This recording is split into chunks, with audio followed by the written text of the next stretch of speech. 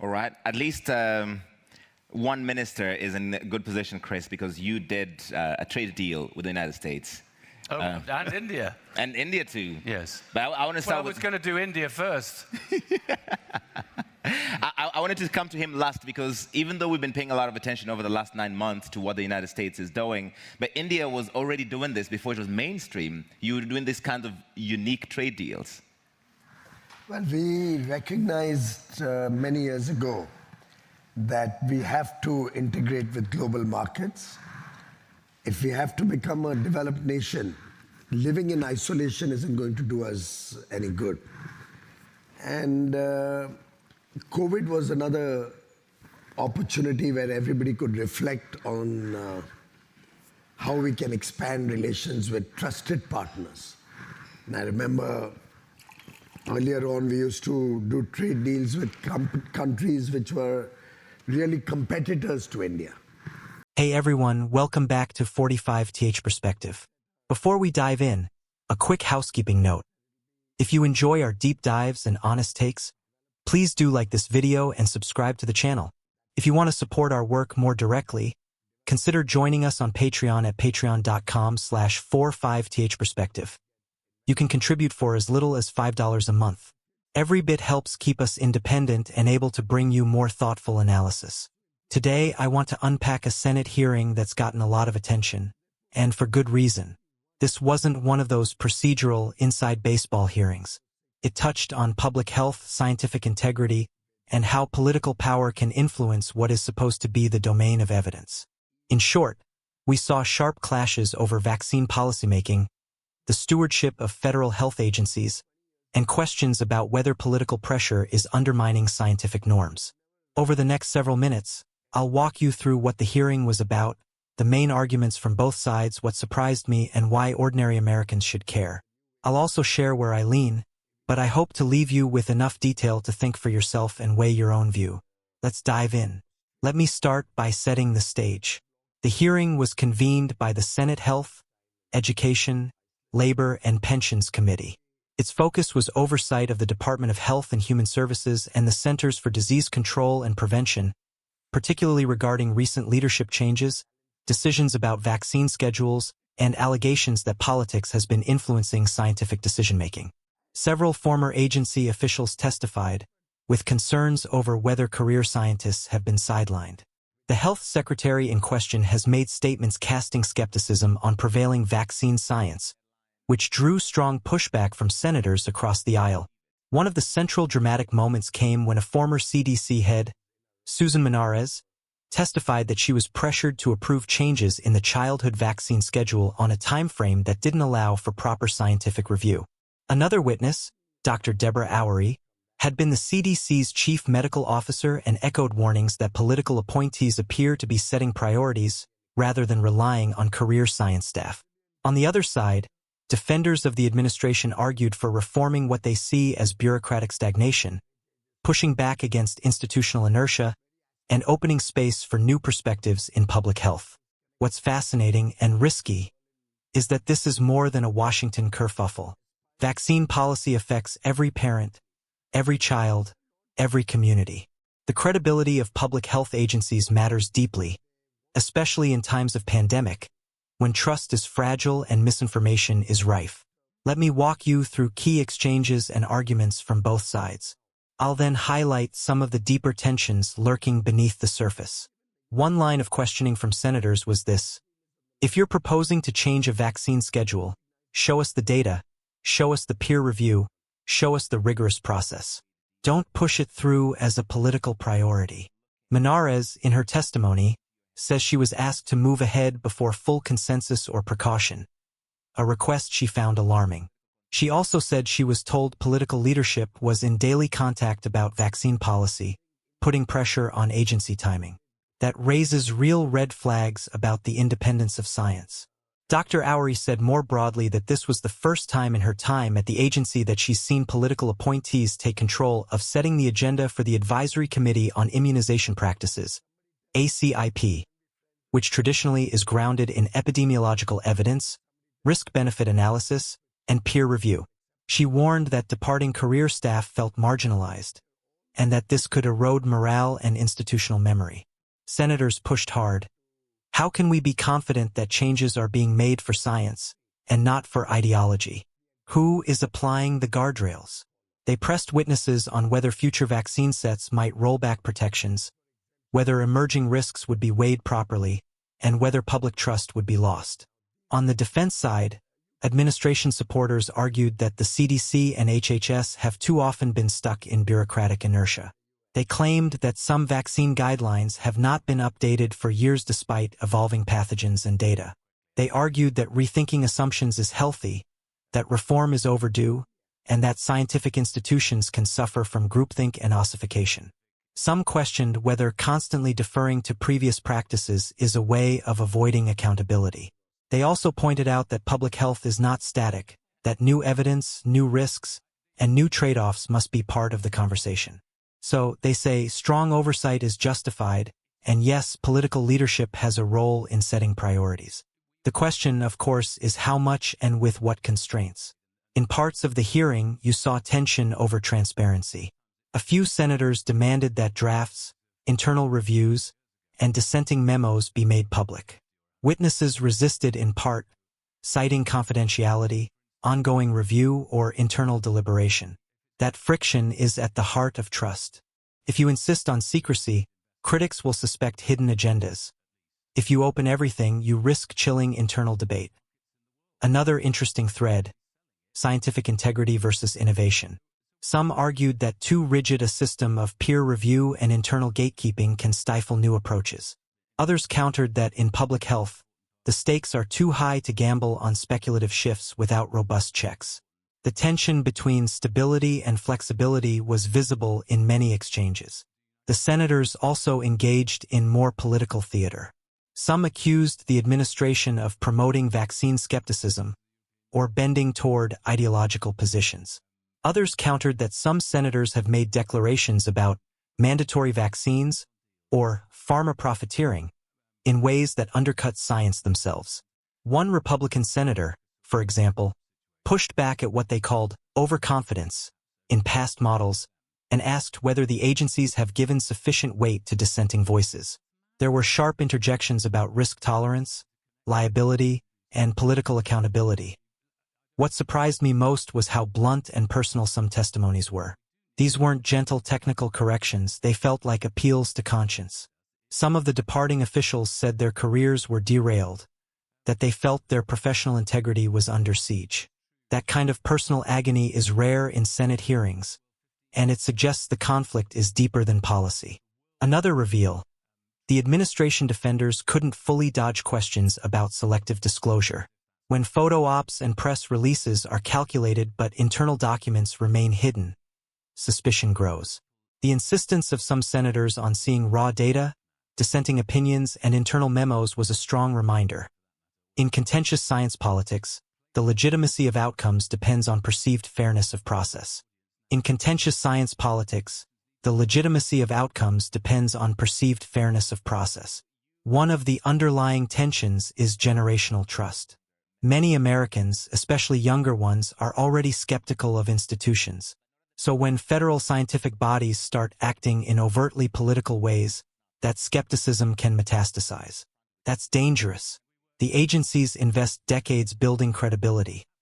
One misstep could erode it in a single hearing. I also detected a kind of flip side. Supporters of the administration genuinely seem to believe they are correcting a complacent system. They see activists, entrenched bureaucrats, pharmaceutical lobbies, even foundations as having undue influence on public science. From their viewpoint, some rigidity may have prevented innovation, and political oversight is a healthy corrective. Now, let's talk about broader implications for ordinary Americans, because this isn't just academic. First, public health policy affects us all, whether via childhood vaccines, adult boosters, pandemic response, or emerging threats. If policies are driven by ideology or politics rather than balanced evidence, mistakes can lead to preventable illness or loss of life. Second, trust matters. When citizens lose faith in institutions like the CDC or NIH, they may turn to misinformation, social media, or alternative medicine. That cascade can do real harm. The hearing underscored that when people believe decisions are opaque or manipulated, they won't take official guidance seriously. Third, this hearing might set a precedent. If a health administration shifts the norms of how science is reviewed, cited, or overridden by political leadership, future administrations could take further liberties. The balance between agency independence and accountability is delicate, and the momentum may tilt. Fourth, the hearing also has political implications. Legislators on both sides may seize these moments to craft new laws, oversight rules, or limits on executive power. That could reshape how federal agencies operate in a more structural way. Citizens should pay attention because those regulatory fences matter. Fifth, at a societal level, the hearing reflects deeper polarization of science. Science used to be a neutral ground. Now it is contested terrain. That may discourage bright scientists from public service or invite greater skepticism in crisis moments. These are institutional risks. So where do I land? Let me be candid. I believe that science must enjoy a level of institutional autonomy and integrity. The proper role of political leadership is to set goals and frameworks, not to dictate day-to-day scientific conclusions. When leaders push timelines, intervene in review, or prioritize ideology, we risk turning science into a tool of politics. That's dangerous. That said, I also think entrenched bureaucracies are real. Science agencies can become slow, inward-looking, excessively cautious, or dominated by groupthink or institutional inertia. That can leave them ill-prepared when the evidence evolves quickly. So I sympathize with arguments for reform, for injecting fresh scrutiny, and for ensuring agencies remain responsive and accountable. So the ideal is a balance. Rigorous, transparent scientific review led by career experts, oversight and accountability from elected leaders, timely responsiveness to emerging data, and guardrails against political overreach. That's tough to sustain, especially in a hyperpolarized era, but that should be the aspiration. One more nuance. Public health is inherently about managing risk, not eliminating it. Reasonable disagreements will exist over precaution versus innovation, how to weigh rare adverse outcomes, and how to change recommendations as evidence evolves. The hearing showed that even experts differ, and that's part of the challenge. But because the stakes are high, decision paths must be clear, transparent, and auditable. So future scrutiny is possible. As we wrap up, let me highlight. This hearing is a wake-up call. Americans should pay attention to how science and policy intersect, not just for the headlines, but for real lives. And scrutiny matters, especially when public trust, institutional integrity, and health outcomes are on the line. If you watched the entire hearing or read multiple accounts, compare them. Ask, who's demanding open science? Who's resisting transparency? What justification do they offer? And how would you want these decisions settled if you were in their shoes? Now I invite you, the viewers, to join the conversation. What did you think of the hearing? Did you come away confident or skeptical? Where do you think the balance should lie between science and political oversight? Please leave your thoughts respectfully in the comments below. Let's have a civil, fact-based discussion. 21, we sat down and looked at our trading arrangements, and we realized that it'll be good to integrate with developed countries, with advanced economies. That would help us in our own development priorities or imperatives, help us get technology, help us get investments, open our markets as well as open other markets to Indian products, also improve our efficiency, our operations. And therefore, around 21, we got into negotiations with 5 or 6 important countries around the world, with UAE, Australia, UK, EU. And this was a process which really had started 20 years ago, but around 2005-06, but could never reach end conclusion. 21, we started with a new open mind, with a new way of thinking. We quickly wrapped up deals with the UAE, with Australia, with the 4-nation EFTA bloc, Switzerland, Norway, Liechtenstein, and Iceland. with UK in July this year. We're in active dialogue with the EU. If we get a fair deal, if we get an equitable and a balanced deal, maybe that will happen. He's negotiating now. And we are talking to the United States, of course, but we don't do deals in a hurry. And we don't do deals with deadlines or with a gun on our head. But that's how deals are done these days. It's a deadline. I don't think so. Tariffs come in midnight on this date. Take it or leave it. India looks long term. India never takes decisions in a rush or on the pressure of the moment.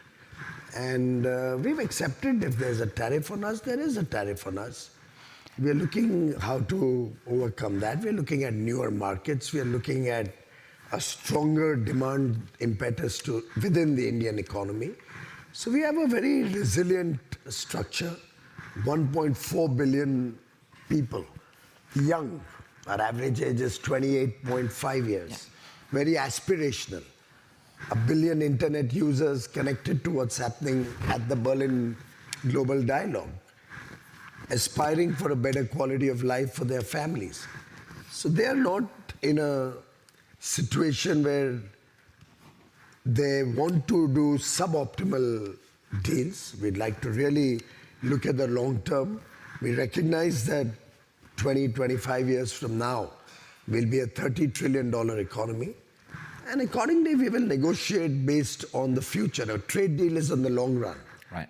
And we have to recognize the future and get the best deal for the country. How do you get that fair trade deal that is long-term looking in an era where you have a gun to your head, you have a deadline, you have to do it quickly because there will be major impacts? And there are also geopolitical concerns. If you don't stop buying this from this other country, then no, you won't do a deal with us. Well, I don't think India has ever decided who its friends will be based on any other considerations other than national interest.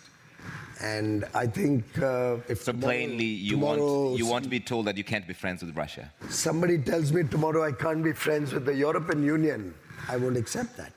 Or somebody tells me tomorrow I can't work with Kenya, it's not acceptable to me. So I think we are all in it together. The decision whether to buy a particular product from a country is something that the entire world will have to take a call on. So I was reading in today's paper, Germany is asking for exemption from US sanctions on oil. Now these are UK already has sorted and probably got an exemption for procuring oil from the US. This is about the Rosneft deal, sanctions, right. I think, and we've sorted out the issues with Germany. We managed to do that very quickly, and I think the Americans will do something very similar. So then why single out India? Well, it's a specific subsidiary in relation to Rosneft. We also have a subsidiary in India of the Rosneft. Well, come and talk to us. My door is always open. Look, the only thing I'd say about speed is the world it's just a fact that we're interconnected now. We all tend to talk about goods when in trade, and lots of trade negotiations get a bit obsessed with goods, and sometimes it feels like it's the economies of 50 or 100 years ago rather than the economies of the next 50 or 100 years. And I want to go, if somebody's creating, for instance, a new video game, which will be if it's going to be a AAA game, it'll be a multi-billion pound investment across 15 years at least.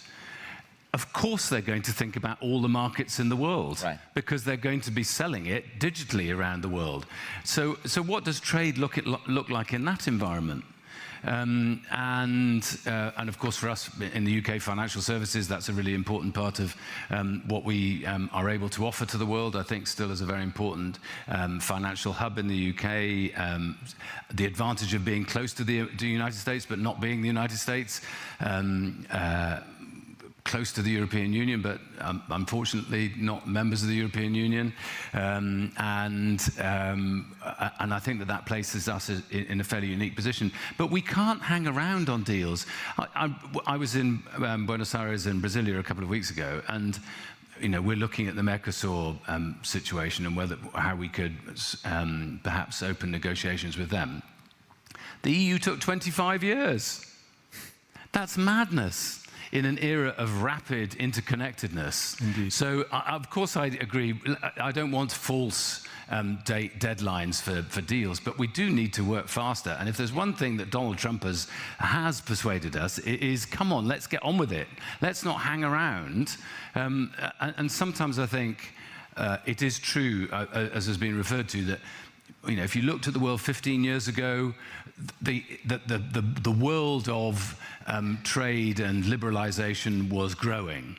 And now it feels as if that space has narrowed and narrowed for all sorts of reasons within individual countries. But actually, people in every country in the world listen to K-pop now. And they or to Kenyan music for that matter, or Nigerian, or whatever. Places that never had an opportunity to have a world audience now do. And we as politicians need to embrace that, not to run away from it. Okay, so you defended speed, and part of that is because, as you said, no longer members of the European Union. So the UK has had to learn how to do these deals quickly. Yeah. But not at the pace that Donald Trump wants them done, which is overnight. For a big country like India, it's not possible. You are lucky to get at the front of the queue, but not every lucky, other country... we worked hard. These things do not happen by luck. They don't happen by luck. But you have a special relationship. Every other country has to get in the queue, and the queue is 200 countries long. So it takes a long time to even get prioritized. No, indeed, and of course, but some ideas have been around for a long time and never been actioned. In relation to steel, for instance, I'm a Welsh MP. Next door to me is Port Talbot. The steel is a very important part of any developed economy, as in any other economy. You need it for defence. You need it for your own sovereign capability and for security. and so, of course, you don't want cheap steel dumped on you by others where it's been heavily subsidized unfairly, because the whole aim is to have free and fair trade. Sure. And just as you don't want forced labor in the supply chain, you need to address all of these issues. And of course, you've got to look at critical minerals and all of that. But so we in the UK, we've got to look at what the EU's just announced in relation to steel. But I don't think the UK is the problem for the EU in relation to steel. I don't think we're the problem for the United States of America either, and I don't think the EU is the problem for the United States either. So there must be a rational position, and sometimes we just need to bash heads together. But again, I'm in favour of doing these things swiftly. We can talk to each other every single day of the week. I'm very hopeful that we might come to a deal with the GCC over the next few days, and again, that's a deal that people have been trying to achieve for some period of time. I don't set false deadlines, but I mean, come on, we're just. I've only got one life.